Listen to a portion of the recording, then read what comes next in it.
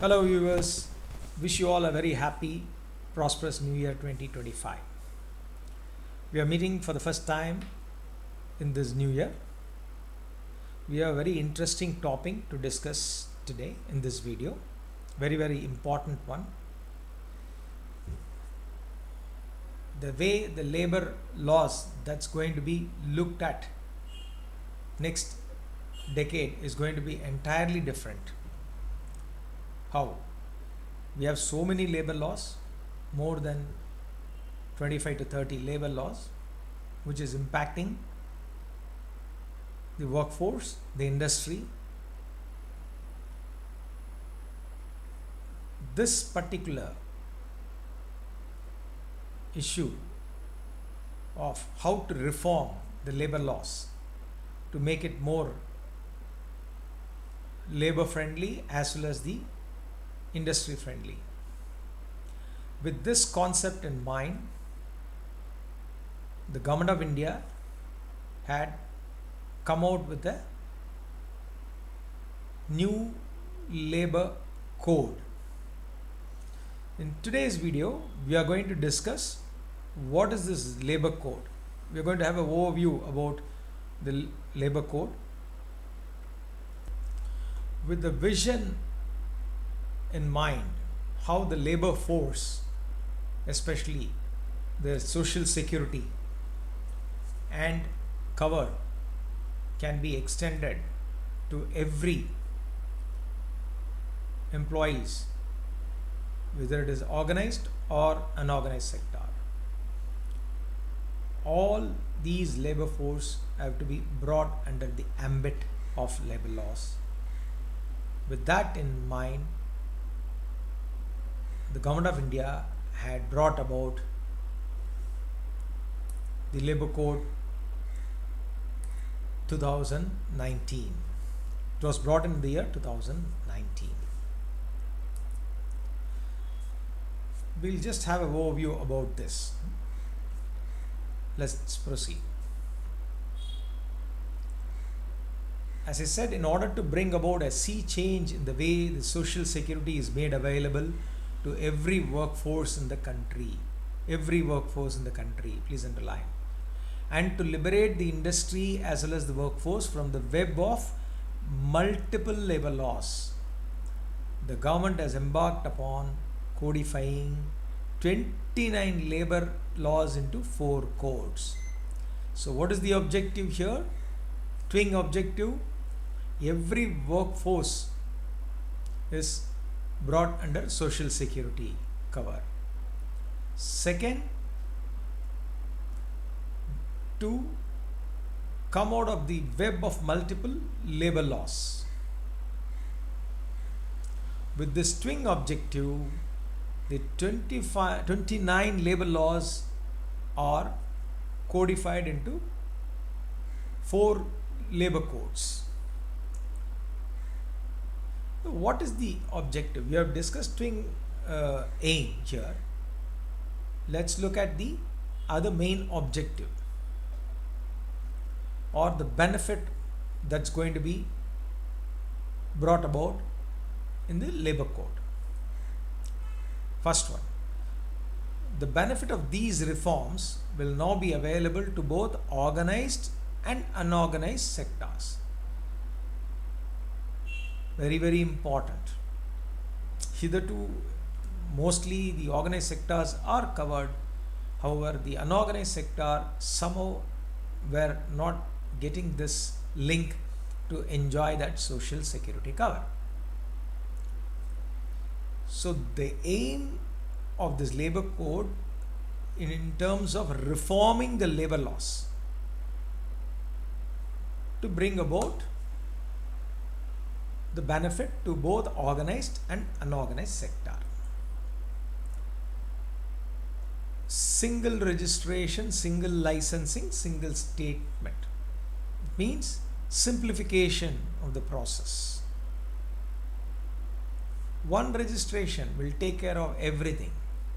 You don't need to do separately PF, separately ESI, separately labor license, contract labors, all those things. So single registration, single license, single statement, that's to file returns or forms, whatever it is. Common definition, very, very important. Common definition. What is this common definition? Say, for example, let's take wages. Wages defined under EPF Act is different from what is defined under the ESA Act or Minimum Wages Act for that matter. So, to avoid confusions and too many litigations and interpretations, the aim has been to define this particular wages very simply for the purpose of labor laws. That's called common definition. That's one. Wages is one. Like that, other definitions will follow in this code. Reduction of committee, because if you have separate laws and separate committees, it's going to be a tedious process. So just doing away with all those multiple committees and bring the numbers down so that effective implementation happens. Web-based surprise inspection. You know, we are in the era of internet, so obviously everything has been brought about online. Already many of the laws are now online, like PF, ESI, all those things. Central Act, filing of returns online, all those things are in place. So based on that, the web-based surprise inspection will happen. So automatic checking will happen, and if required, inspection notice will be sent online. Replies to be filed online. If required, only they will have a physical inspection. Use of technology, as I said, era of internet. So using technology, provide doing ease of business, registration and licensing made simple, and Inspector Raj is avoided. Reduction of compliance. So what will happen because of this online technology upgradation, use of technology will help reduction of compliance and addressing the disputes, redressal of disputes very early. So those were the benefits that would be achieved through this labor code. As I said, there are 4 labor codes because the 29 labor laws has been codified under 4 major heads. What are they? The Code of Wages Act 2019, notified on 8th August 2019. The Code on Social Security 2020, 29 September 2020. The next 2, including this totally, the next 3 were brought about in September 2020, except Wage Code, which was brought in August 2019. The Code on Occupational Safety, Health Hazard and Working Condition, 3rd one. 4th one, the Code on Industrial Relation 2020. So these 4 codes, Wage Code, Social Security Code, Occupational Safety, Health and Working Condition, Industrial Relation. 4 codes codified. The laws are codified under this.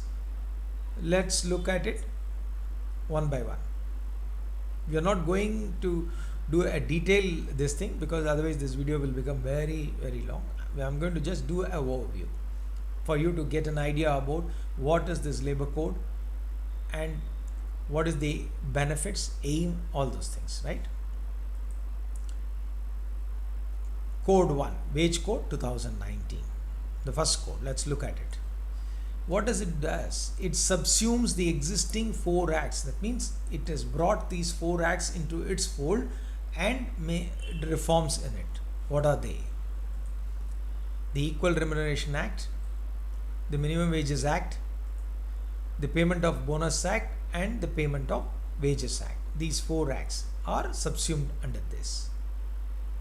By subsuming under this code, what does it aims to achieve? Let's look at it. Ensure minimum wages is available to every sectors including unorganized sector. Please understand. So all along we had minimum wages for organized sectors in terms of minimum wages declared by every state according to their requirement. Now unorganized sectors will also be covered under this. Review of minimum wages every 5 years.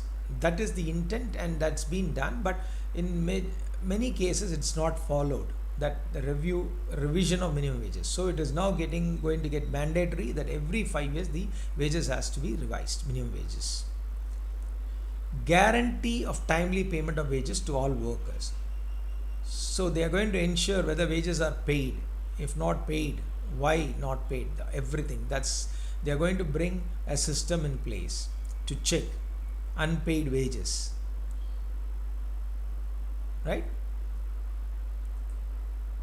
Equal remuneration for male and female employees. No disparity. Both genders will get the same wages if they are doing the same job.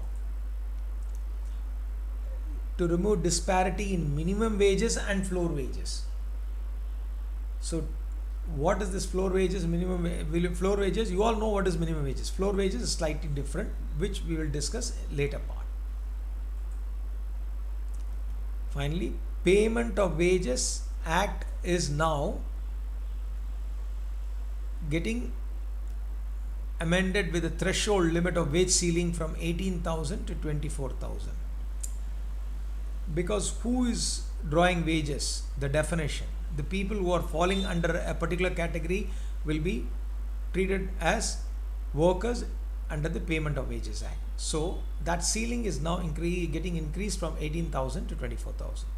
So these are the aim that intend to be achieved through Code of Wages 2019. Now let's get into the second code, that's called Social Security Code. What does it do? Subsumes existing 9 laws. What are they? Let's look at it one by one. The Employees Compensation Act, the Employees State Insurance Act, the Employees Provident Fund and Miscellaneous Provisions Act, the Employment Exchange Compulsory Notification of Vacancies. Okay, these 4. Let's look at the balance 5 also. The Maternity Benefit Act, the Payment of Gratuity Act, the Cine Workers Welfare Fund Act, the Building and Other Construction Workers Welfare CIS Act, finally the Unorganized Workers Social Security Act 2008. So these 9 laws are subsumed here. By doing this, what does it aims to achieve? Bring about a framework for social security, creating for workers to receive social security benefit for every worker. A framework is going to be established. The government can also contribute for the workers from the disadvantaged sections where they cannot contribute. So the government is going to do a contribution. This is in same line with the incentive schemes linked with employment, which I have recently published a video with respect to EPF. So those kind of incentives are brought about both for employer as well as the employee.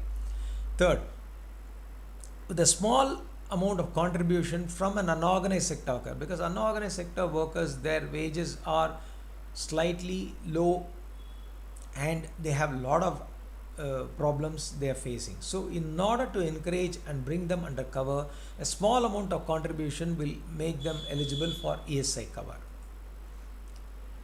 Even a single worker engaged in a hazardous work will be covered under ESI. Platform and gig workers to be covered, all those street vendors and all those people will also be covered under ESI.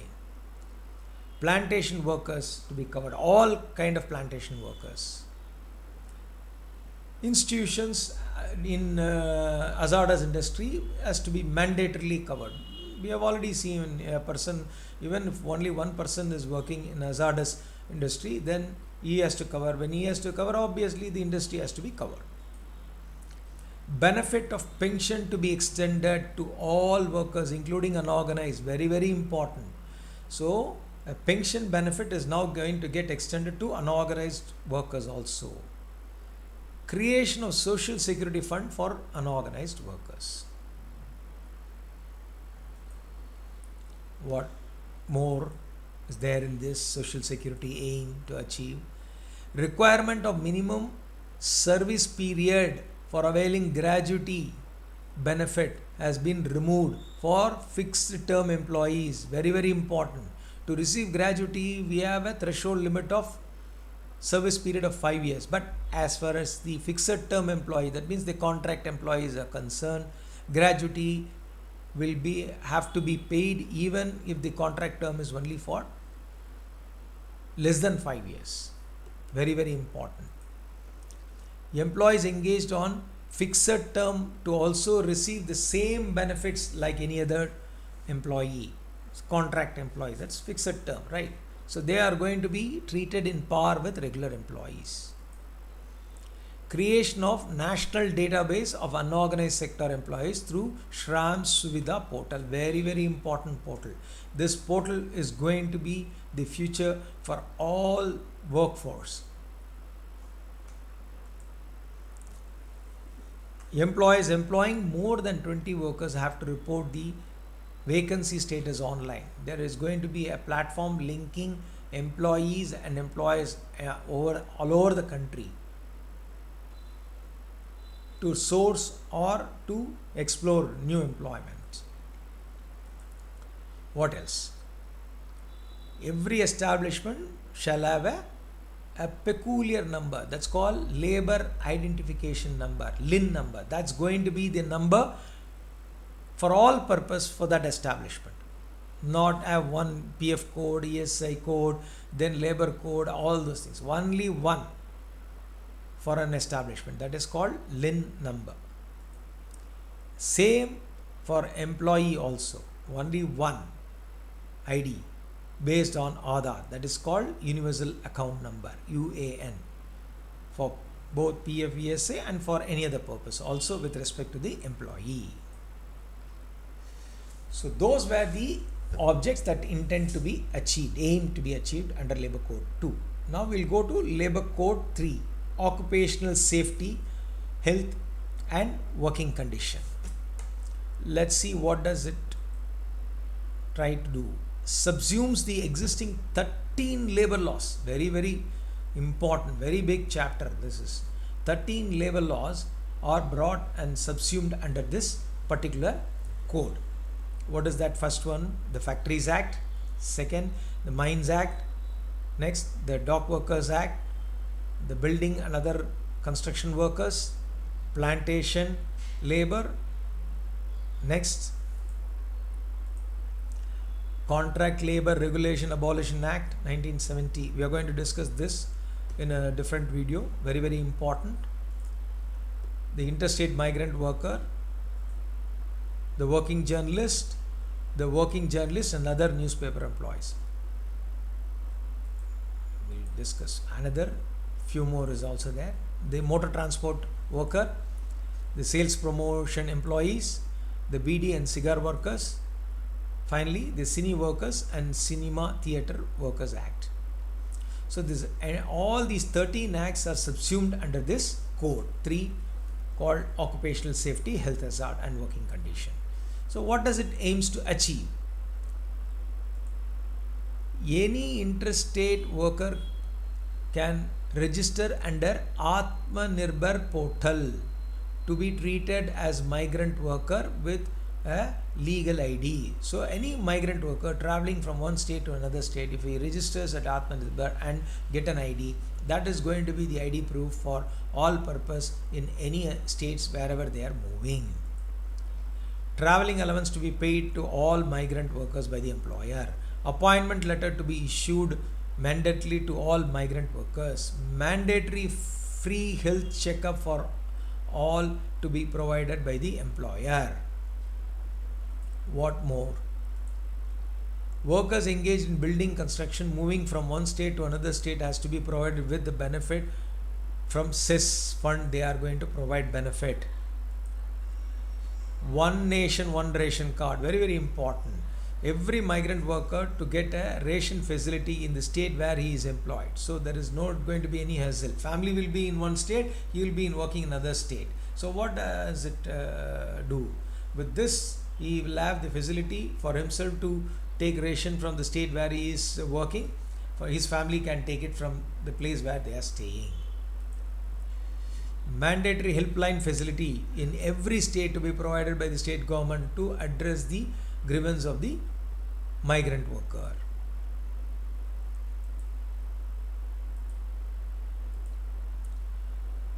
One day leave for every 20 days of work is available if he has worked for only 180 days as against 240 days for the migrant workers. Right to women to work in all types of work. Women will have a right to work in any type of work if they wish to.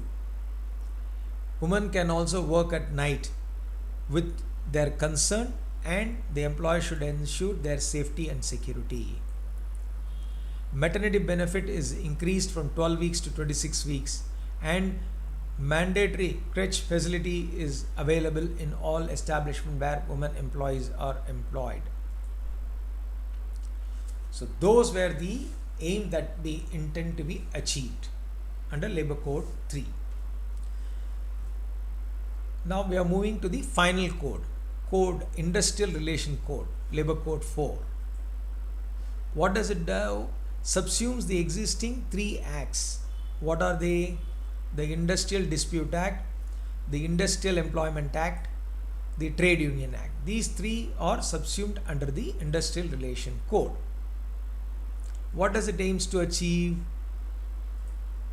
In case of loss of job, the worker will get the benefit under Atal Beam Vikshit Kalyan Yojanam, unemployment allowance. So very very important. So if a labor loses a job, all of a sudden an unemployment allowance is now being brought about.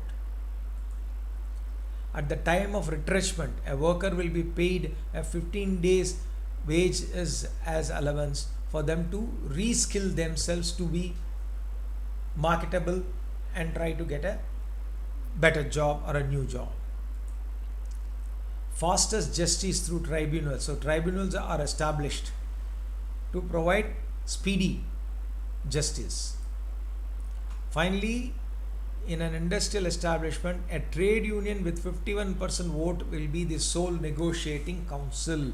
In order to avoid all the confusion, many labor unions are there, they do infighting, strength and other things.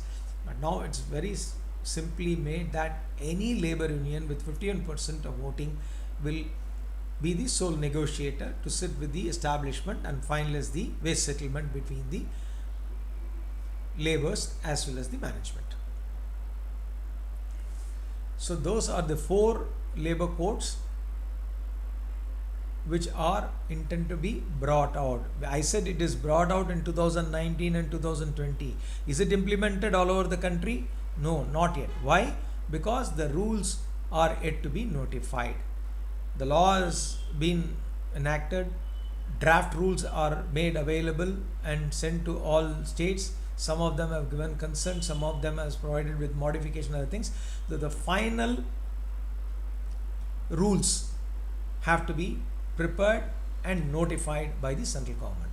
So once that is done, this code will be effective throughout the country. Hope this video was useful. It has thrown some light on labor code. Hope you have enjoyed. Thank you. We'll see you in another video. Bye.